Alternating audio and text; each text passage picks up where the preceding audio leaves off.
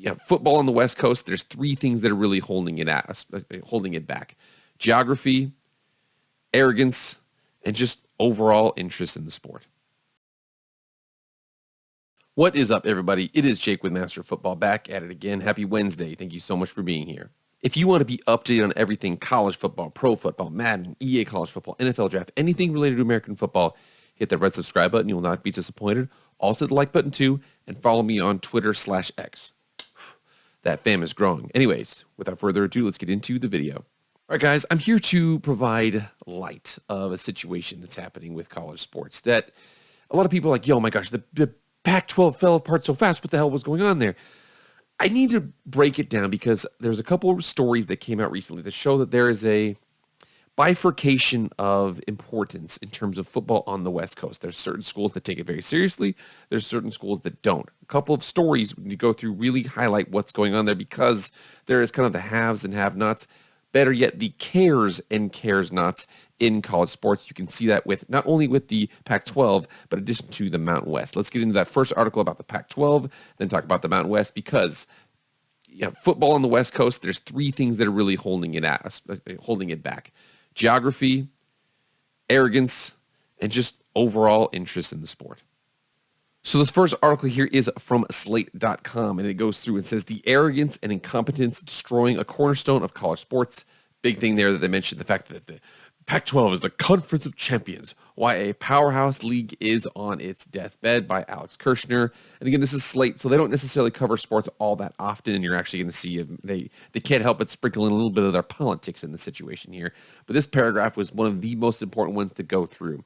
It says the degradation of the Pac-12 and now its imminent outright death as anything like what it has always been is a college sports tragedy. In some parts, this is a natural destination for a train that left the station decades ago and will run over more of college sports' nice old things in the years to come. But what has happened to the Pac-12 wasn't inevitable and certainly didn't need to unfold as quickly as it did.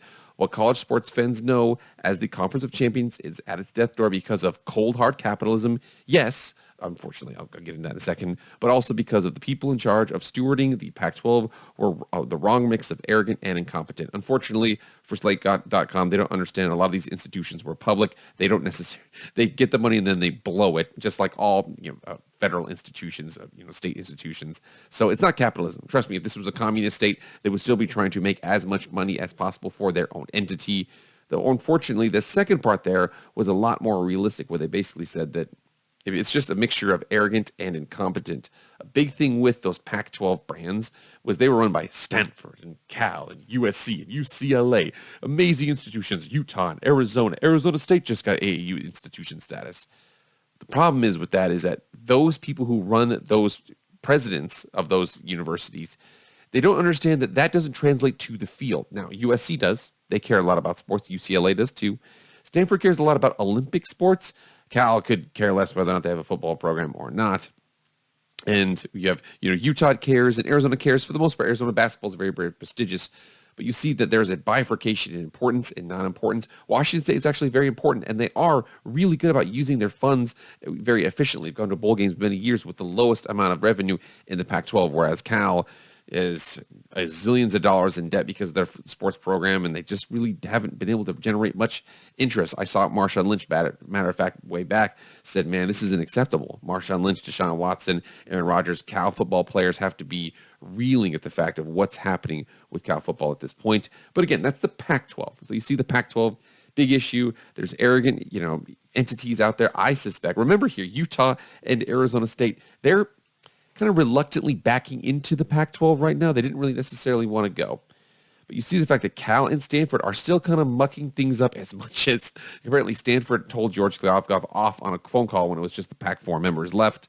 And it was just, I just don't think they understand how unimportant they were. You have to actually invest in your football program for it to be worthwhile. And they were for a while there with David Shaw and with Jim Harbaugh, but it's really fallen off. And the interest has fallen off so quick, man. But again, it's the Pac-12. You see the fact that they really just didn't invest. They really didn't care. What's happening out west with the Mountain West? Because it's something very similar too. Now, this is a report. Remember when I said earlier back that there's a bifurcation. There's certain programs out on the West Coast that care and certain ones out on the West Coast that don't. And again, I've heard that this article was disproven, it was shot down, whatever the situation was there. But San Diego State fails in an attempt to create a new Power 5 conference with Pac-12, Mountain West, and AAC members. Reported by Dennis Dodd, SDSU's effort to rally a group of major programs into a new league fell short before it gained any momentum.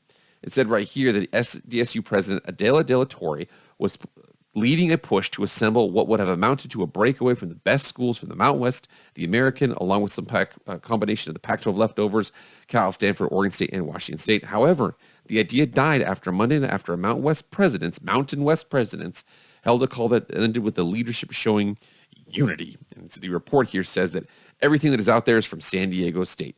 They've been wanting to be part of the Pac-12 forever. They have a hope and dream that they can take the best of us, the best of some other leagues, reform it up, and honestly, the CFP designation, reap tens of millions of dollars in distributions and resurrect the Autonomous Five in the West. That's what they said out there. Now, personally, I think that's a genius idea because if you're have any level of intelligence, you saw that the Pac-12 and the Big 12 went to war. The Big 12 ultimately won, and one got cannibalized. Unfortunately, I think that right now, and again, to a much lesser degree, obviously, the Mountain West and the American are doing the same thing right now. The Mountain West and the American are kind of battling. I heard that there are some reports that Colorado State and the Air Force could be pulled over to the American, whatever the situation is there. Also, Boise State at one point was rumored to be offered to go there as well. If you're seeing this situation, you're seeing this cannibalization, would you rather not just take the best, form a league, and then let everybody, remember here, crap runs downhill. The crap doesn't have to stop at Oregon State and Washington State's door. It can keep on going, but it sounds like out west they're showing unity, and they shot this idea down so much so that the AD of San Diego State reported this was completely false. Here we are with John David Wicker, and he says, fake news, disappointed in the number of absolute fake articles that get read these days, hashtag integrity in journalism. That's what he said there.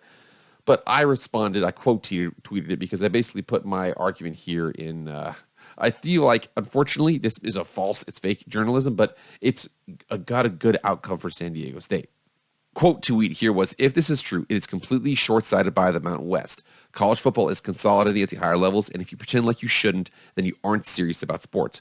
Would this league be a P5 league? Probably not, but it would be the epitome of the G5 and all but guarantee a CFP playoff spot, even if the CFP dropped from 6 conference champ auto bids to 5 conference champ auto bids. Absolutely terrible. That was in response to that article they wrote out there. And that's how I feel about that. Remember here, you see the fact that San Diego State, they care. Fresno State cares a lot. Colorado State cares a lot. Boise State cares a lot. I think Nevada could care less about their football program. San Jose State's happy that they're doing it for right now. UNLV is, happy they're in Vegas, but trust me, they still haven't gone to a bowl game in many, many years. There's certain programs that care, certain programs that don't. New Mexico has been down bad. Hawaii's been really down bad. Utah State's been a solid program, and Wyoming has been doing what they can. Aside from the Josh Allen years, they've really just been trying to keep things going. But you can see that the same thing is happening out there. Out on the West Coast, there's certain programs in the Pac-12 that cared. Washington, Oregon, USC, UCLA. You can even throw Utah in there as well. There's certain programs that didn't. Cal, Stanford. Colorado has really not been caring for much. They did get Deion, don't get me wrong. There's more caring in the Pac-12 than not. But then you see in the Mountain West, the same situation is happening there. Boise State, San Diego State, Fresno State, Colorado State. Colorado State hasn't had the wins they wanted, but they have been investing in their football program. UNLV to a slighter degree. But then you have at the bottom there, you have New Mexico and Hawaii and Nevada, who really could just not care whether or not they're good at football or not. If they're good, cool. But if not, that's just where they're at. And again, this is going back to the Pac-12 because remember, we're talking about the West Coast in general. We're talking about Cal and Stanford, Cal Bears, Deshaun Jackson, Aaron Rodgers, Marshawn Lynch, those amazing players.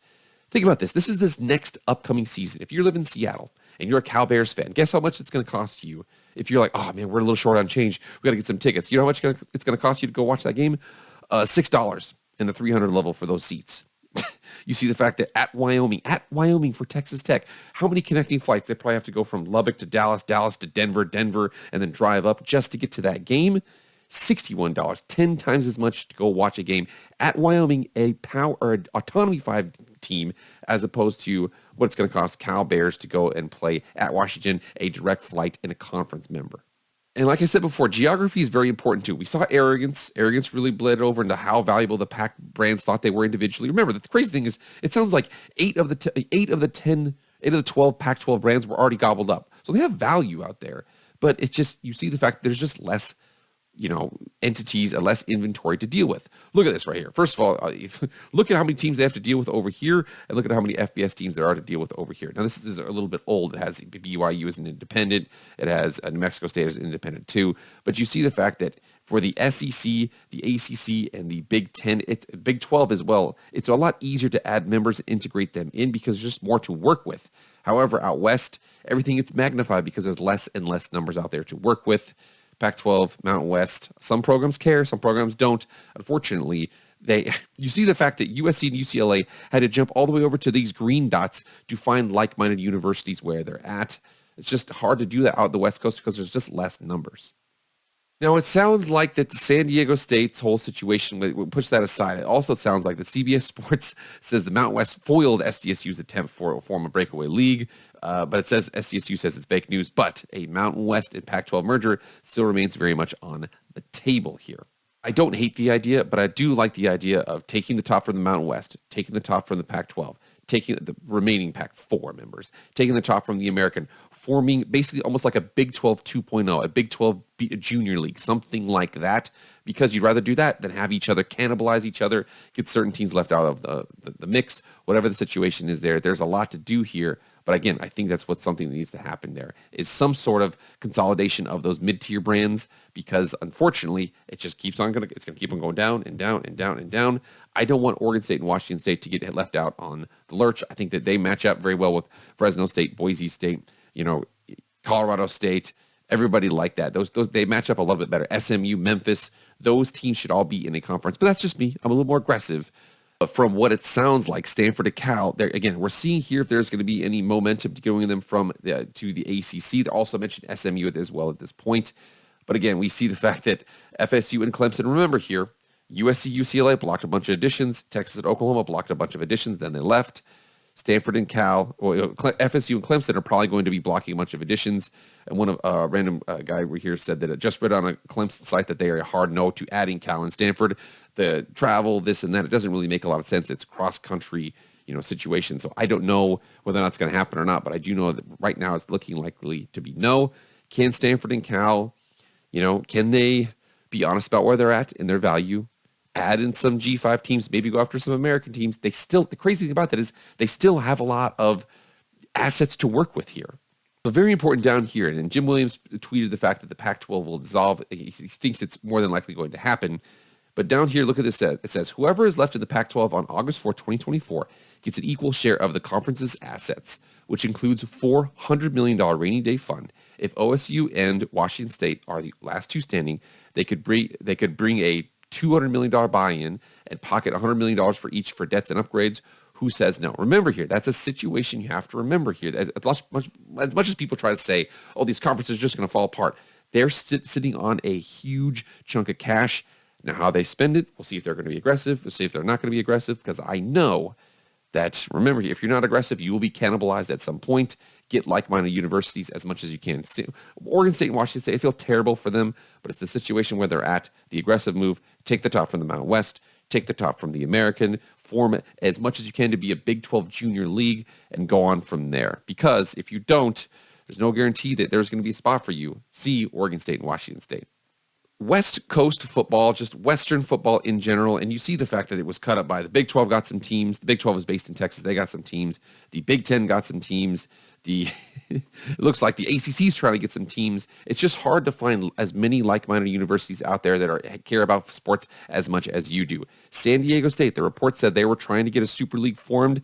I really like the idea, and unfortunately, if they don't do it, there's no guarantee that you're going to be around for whatever the second coming of college football is in the future. We already talked about a Power 2 breakaway or something like that, but the Big 12 has solidified themselves to probably be included in that as well. If you want to have any shot at that, you have to get the top brands together and work that out together. Boise State, Memphis, Tulane, SMU, San Diego State, Oregon State, Washington State, something like that thrown together is a lot better than just a full merger with the Pac-12, full merger with the American, or whatever. All right, guys, that's it. Thanks so much for being here. Remember, get in the comments. Let me know what you think about this whole situation. I know I'm just a little frustrated at the fact that lack of inaction here. But again, that's being a West Coast football fan. Some of your members care. Some of them don't. It is what it is. You guys get in the comments. Let me know what you guys think. Remember, like, share, comment, subscribe. I'll see you guys later. I am out.